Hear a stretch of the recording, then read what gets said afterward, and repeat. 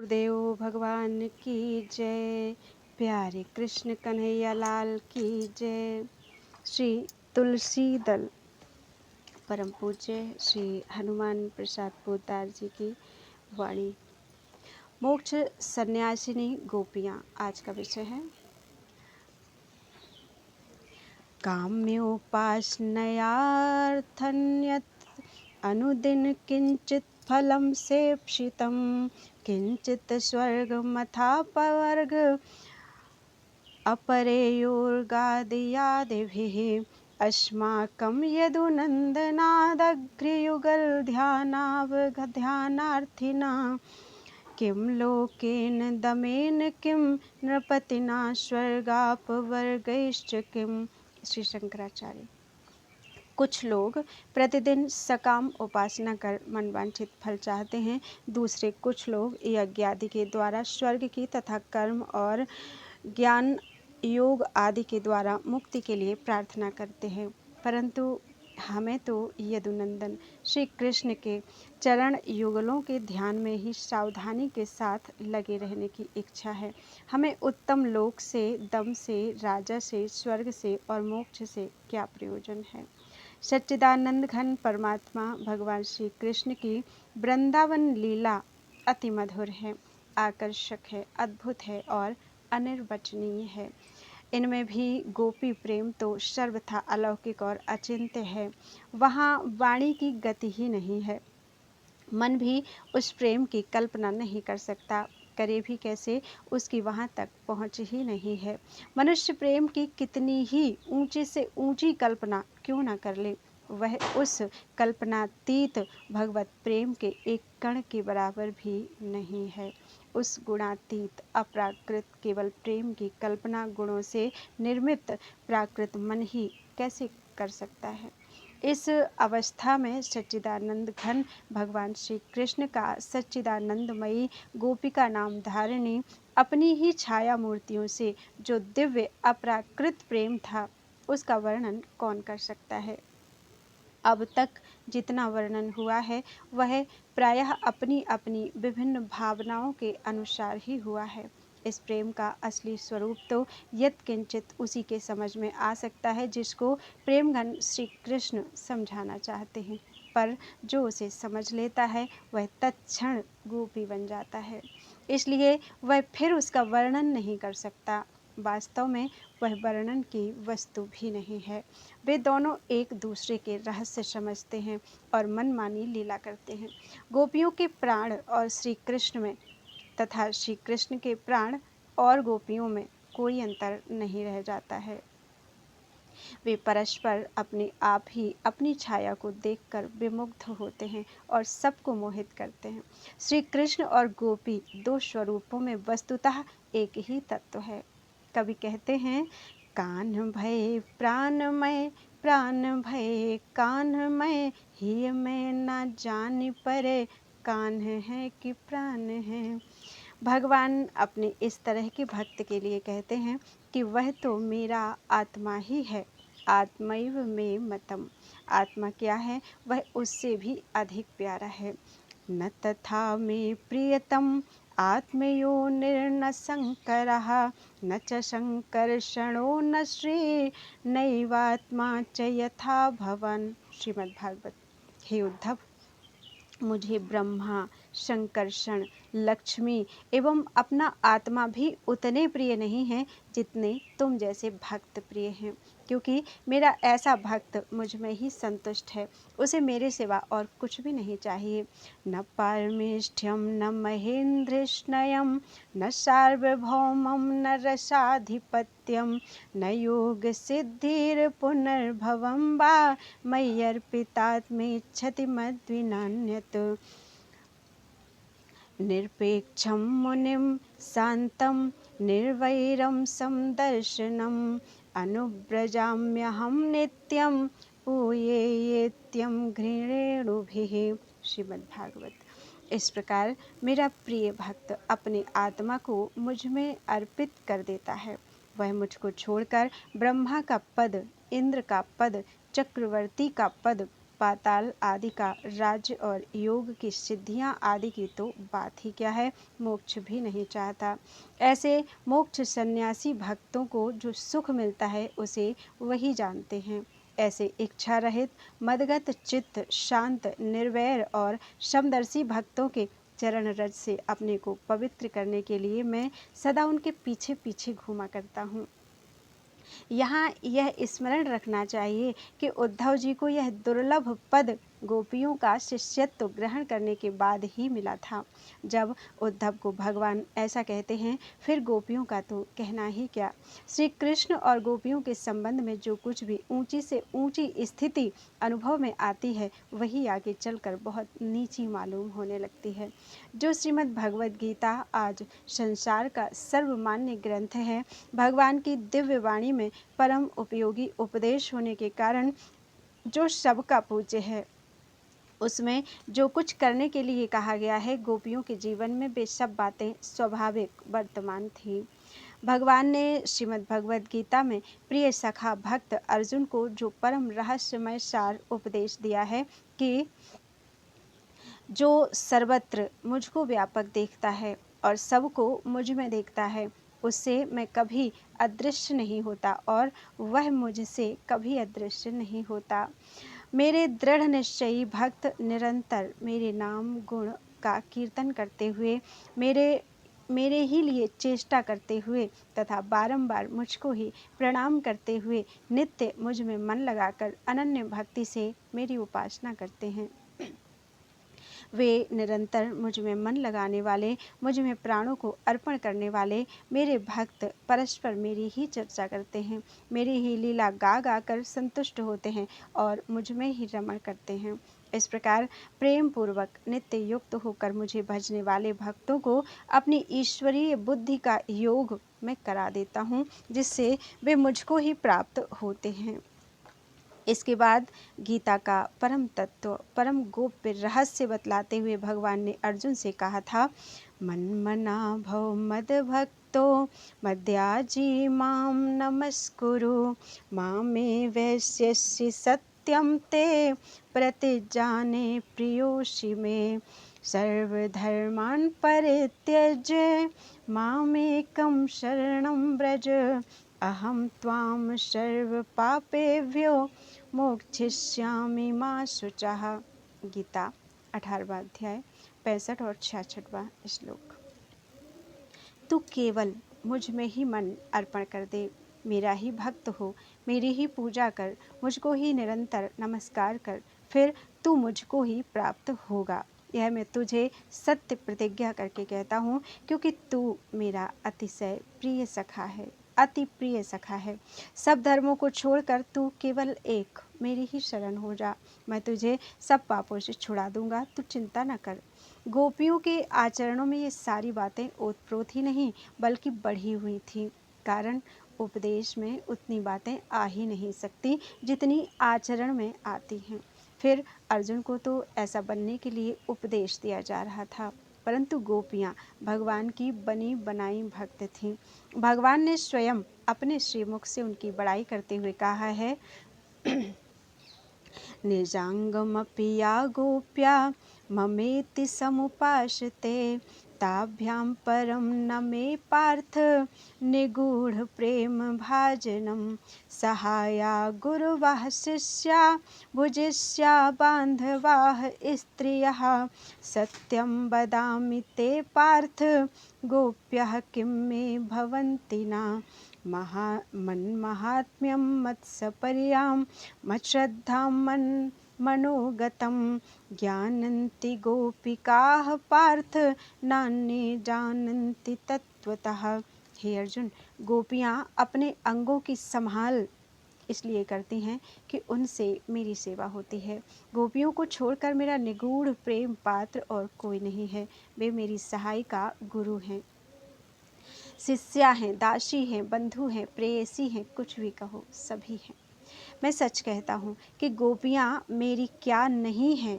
हे पार्थ, मेरा महात्म्य, मेरी पूजा, मेरी श्रद्धा और मेरे मनोरथ को तत्व से केवल गोपियाँ ही जानती हैं और कोई नहीं जानता। गोपियों के मन में इहलोक और परलोक के किसी भी भोग की कामना नहीं थी।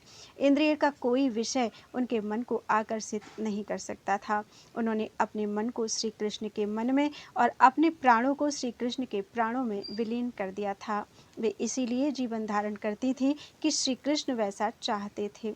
उनका जीवन, मरण, लोक, परलोक सब श्री कृष्ण की इच्छा के अधीन था। उन्होंने अपनी सारी इच्छाओं को श्री कृष्ण की इच्छा में मिला दिया था।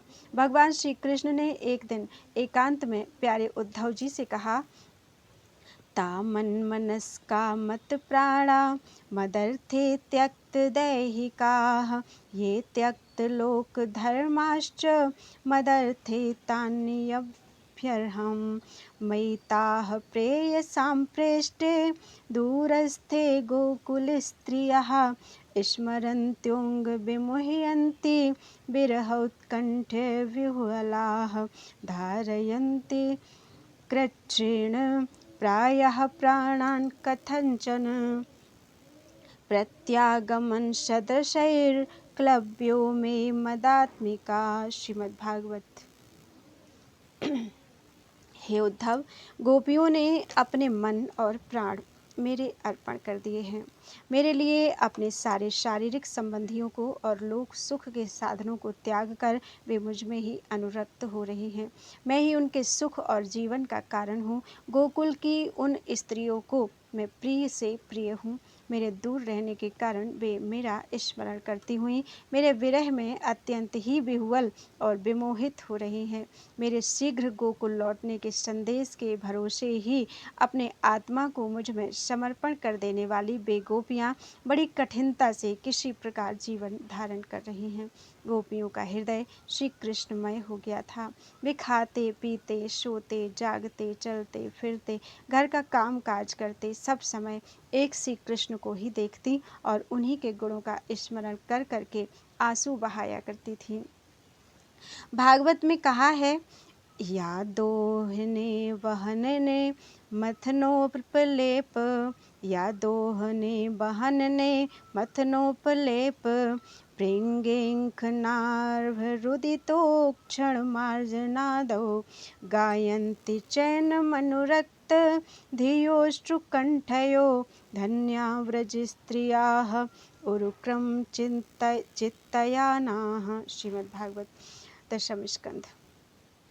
जो गोपियाँ गऊओं का दूध दुहते समय, धान आदि कूटते समय, दही बिलोते समय, आंगन लीपते समय, बालकों को झुलाते समय, रोते हुए बच्चों को लोरी देते समय, घरों में झाड़ू देते समय, प्रेम पूर्ण चित्त से आंखों में आंसू भरकर गदगद वाणी से श्री कृष्ण का गान किया करती हैं, उन श्री कृष्ण में चित्त निवेशित करने वाली गोप रमणियों को धन्य है।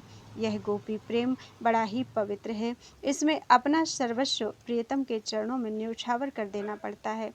मोक्ष की इच्छा और नरक का भय दोनों ही से मुख मोड़ लेना पड़ता है।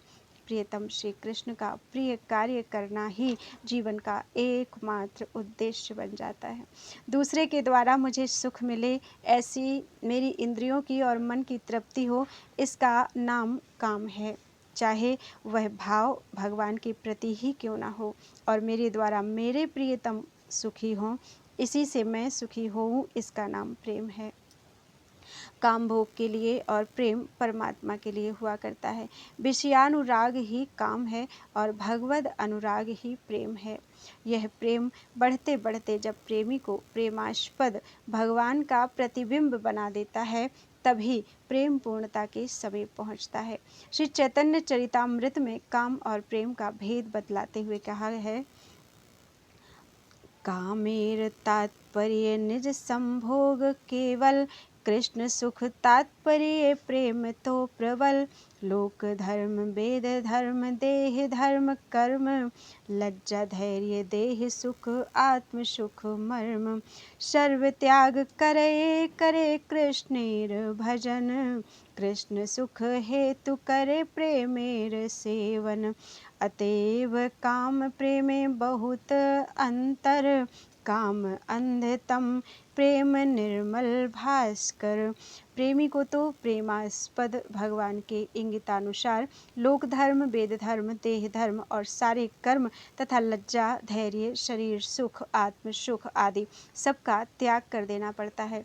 जो लोग कहते हैं कि श्री कृष्ण प्रेम से त्याग और वैराग्य की आवश्यकता नहीं, वे बहुत ही भूलते हैं। श्री कृष्ण प्रेम की प्राप्ति का आधार तो श्री कृष्णार्थ सर्वस्व त्याग ही है। तभी श्री कृष्ण रूप परम शांति प्राप्त होती है। त्यागात् शांतिरनंतरम।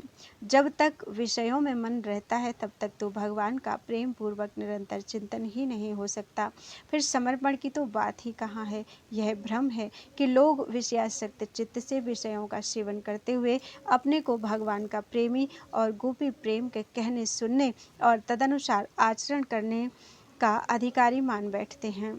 इसी से उनका पतन होता है। परम वैराग्यवती श्री कृष्ण गत प्राणा श्री गोपियों के संबंध में श्री चैतन्य चरितामृत में कहा है, निजेंद्रिय सुख हेतु कामेर तात्पर्य कृष्ण सुखेर तात्पर्य गोपी भाव बरिये। निजेंद्रिय सुख वांचा नेह गोपी कार कृष्ण सुख हेतु करे संगम विहार। आत्म सुख दुख गोपी ना करे विचार कृष्ण सुख हेतु करे सब व्यवहार। कृष्ण बिना और सब कर परित्याग कृष्ण सुख हेतु करे शुद्ध अनुराग। श्री कृष्ण सुख के लिए शुद्ध अनुराग करना ही पवित्र गोपी भाव है। ऊपर कहा गया है कि श्री कृष्ण प्रेमी नरक के भय की भी परवाह न कर प्रियतम भगवान का प्रिय कार्य करता है। इससे कोई यह न समझे कि वह ऐसा दुष्कर्म भी करता है जिससे उसको नरक का भागी होना पड़े। बात यह है कि वह मोक्ष भोग या स्वर्ग नरक की बात को स्मरण ही नहीं करता। वह तो श्री कृष्ण गत चित्त रहता है। उसके मन, प्राण और बुद्धि तो श्री कृष्ण में तल्लीन हो जाते हैं। ऐसे भक्त से किसी भी दुष्कर्म की संभावना ही कैसे हो सकती है। श्री भगवान से पाप या दुष्कर्म हो तो उससे भी हो, क्योंकि उसने तो सारी विषयासक्ति को छोड़कर अपने मन को भगवान का मन बना दिया है। इस दशा में भगवान के मन में आसक्तिवश पाप का भाव आवे तो उसको भी आवे। उस भगवान के द्वारा पाप पुण्य होते नहीं, इसीलिए भक्त भी पाप पुण्य से अलग ही रहता है। अमृत चाहे विष का काम कर दे, शीतल जल चाहे जगत को भस्म कर दे, परंतु श्री कृष्ण प्रेमी भक्त से दुष्ट कर्म कदापि नहीं हो सकता। अतएव गोपियों के कार्यों में पाप देखना हमारे चित्त की पापमयी वृत्ति का ही फल है।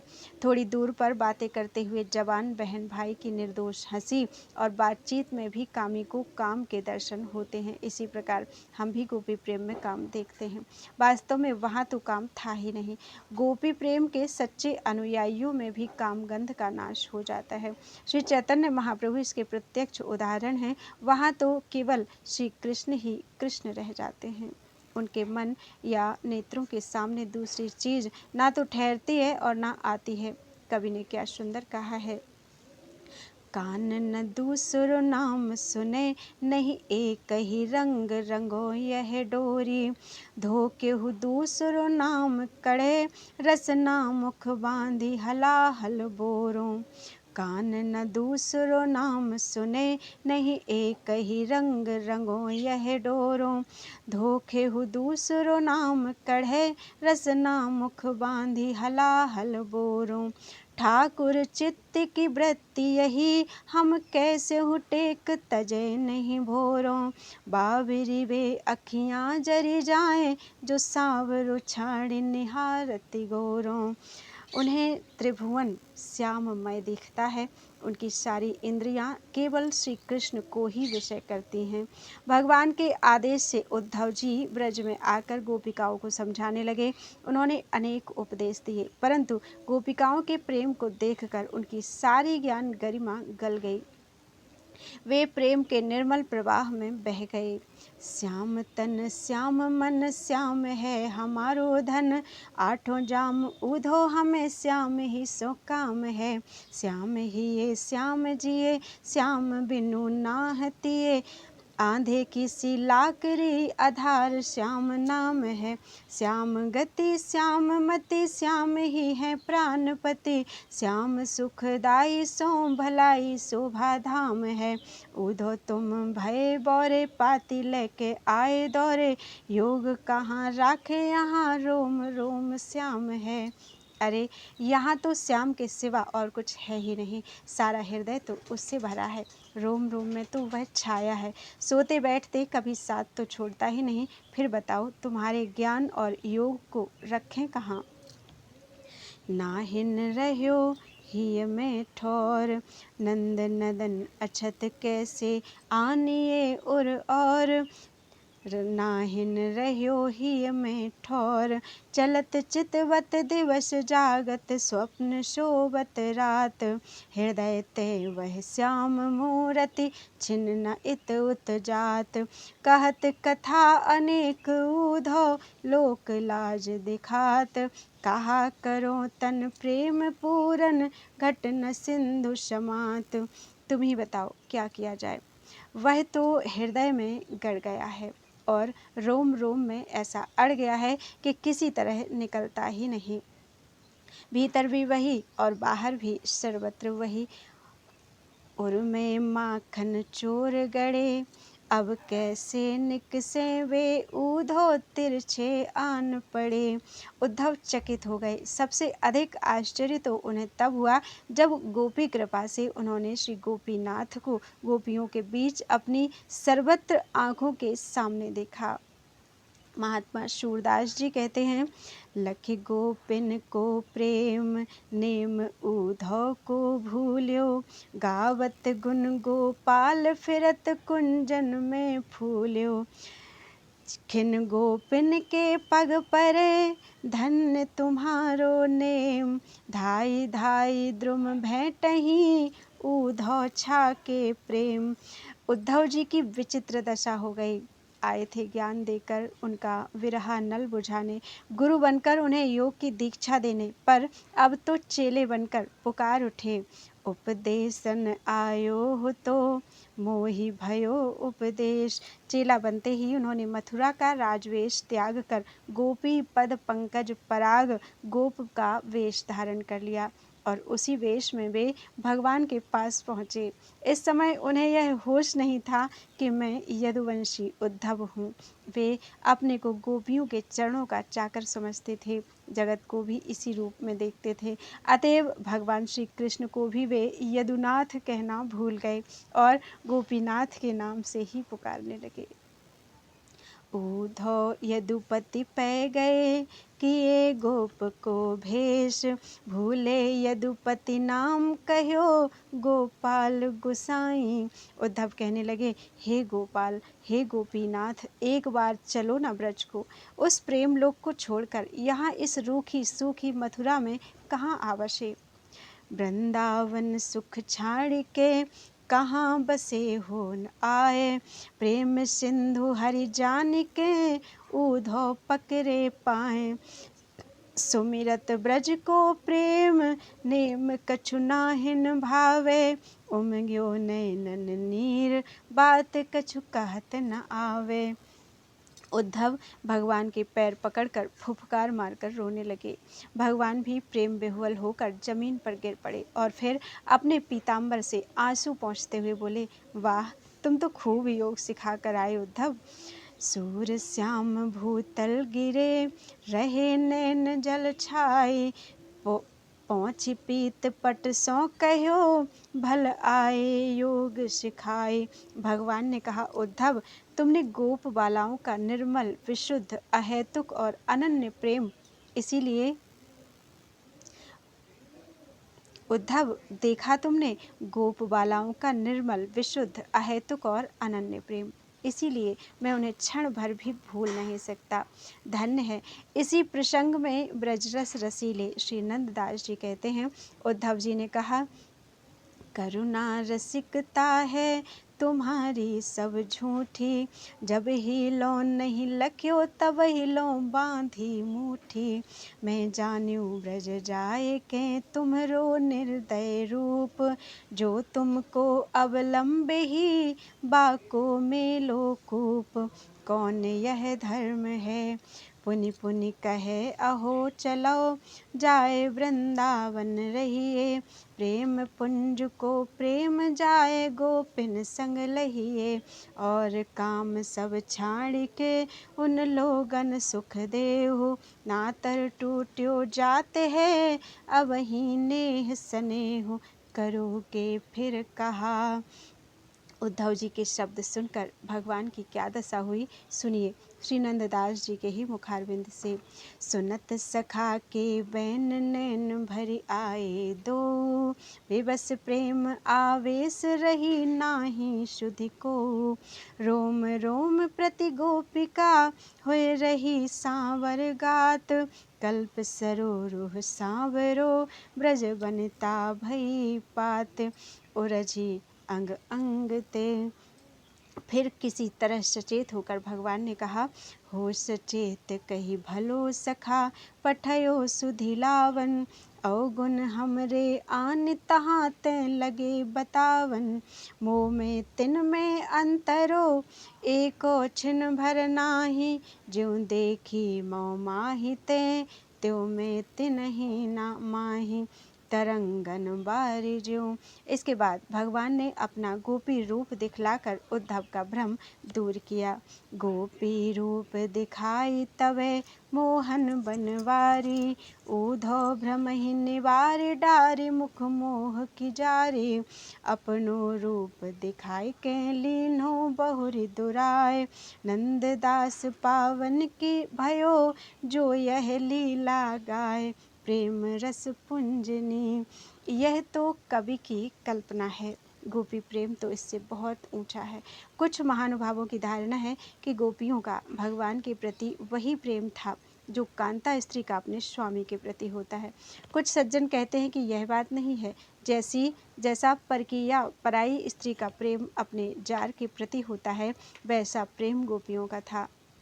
मेरी समझ से ये दोनों ही उदाहरण गोपी प्रेम के लिए पूरे लागू नहीं होते। यह सत्य है कि कांता भाव में शांत दास्य सख्य वात्सल्य का समावेश हो जाता है। पतिव्रता स्त्री अपना नाम गोत्र जीवन धन धर्म सभी कुछ पति के अर्पण कर प्रत्येक चेष्टा पति के लिए ही करती है।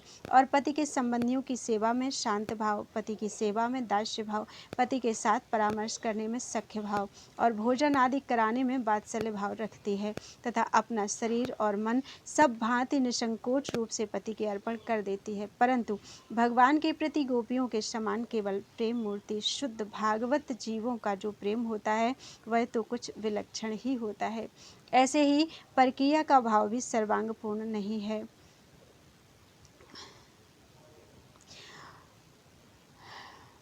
परकीया के प्रेम की इतनी ही बात उदाहरण स्वरूप में ली जा सकती है कि जैसे परकीया की चित्त वृत्ति घर का काम काज करते हुए भी आठों पहर जार में लगी रहती है, इसी प्रकार भक्त की भी भगवान में लगी रहती है।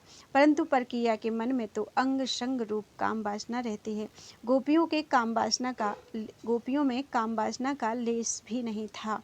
परकीया का प्रेमास्पद जार होता है।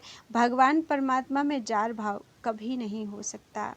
परमात्मा सर्वथा शुद्ध और निर्विकार हैं। इसीलिए यही कहा जाता है कि गोपी प्रेम परम विशुद्ध सर्वथा आनंद तो है ही, परंतु इससे भी परे उस कोटि का है जहाँ तक हमारी कल्पना पहुँचती ही नहीं। इसी से वह अनिर्वचनीय और अचिंत्य है।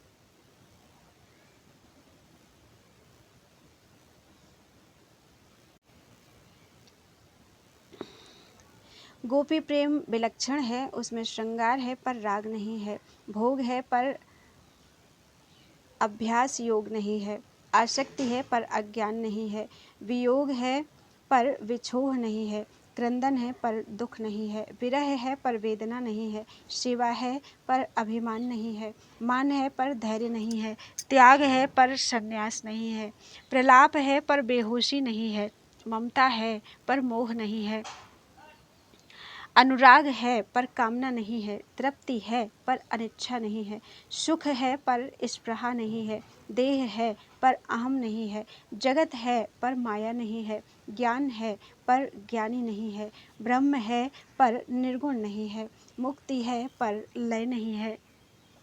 भगवान श्री कृष्ण और गोपियों की यह परम भाव की रासलीला नित्य है, प्रत्येक युग में है, आज भी होती है। प्रत्येक युग के अधिकारी संतों ने इसे देखा है, अब भी अधिकारी देखते हैं, देख सकते हैं। यदि इस प्रकार के प्रेम की तनिक भी झांकी देखकर धन्य होना चाहते हो, यदि इस अचिंत्य प्रेमार्णव का कोई एक बिंदु प्राप्त करना चाहते हो, तो भोग और मोक्ष की अभिलाषा को छोड़ दो, श्री कृष्ण में अपना चित्त जोड़ दो, प्राण खोलकर रो, उनके नाम और रूप पर आसक्त हो जाओ, बेच डालो अपना सब कुछ, उनके एक रूप बिंदु के लिए सर्वस्व निछावर कर दो, उनके चरणों पर लगा दो अपना तन मन धन, उनकी सेवा में सदा के लिए अपना संपूर्ण आत्मसमर्पण कर दो। तुम पुरुष हो या स्त्री, ब्राह्मण हो या चांडाल, पुण्यात्मा हो या पापी, जो कुछ भी हो, दृढ़ता के साथ भगवान श्री कृष्ण के निज जन बनने की प्रतिज्ञा कर लो। सारे जीवों में श्री कृष्ण के दर्शन करो, सुख दुख संपत्ति विपत्ति और जीवन मरण सभी में उस प्रेमास्पद को पहचान कर आनंद अनुभव करो। दिल खोलकर मुक्त कंठ से श्री कृष्ण नाम का कीर्तन करो, संकीर्तन करो। श्री कृष्ण के लिए सच्चे हृदय से हृदय विदीनकारी क्रंदन करो। सब जगह श्री कृष्ण रसिक शेखर की त्रिभंग माधुरी देखो, उनकी कृपा होगी और तुम्हें प्रेम मिलेगा, तुम कृतार्थ हो जाओगे, सबको कृतार्थ कर दोगे, यह निश्चय रखो। यद्यपि जशोदानंद अरु ग्वाल बाल सब धन्य, पैया जग में प्रेम को गोपी भई अनन्य। श्री रसखान जी। बोलो वृंदावन बिहारी लाल की जय। त्वदीयं वस्तु गोविंदम तुभ्यमेव समर्पयेत्।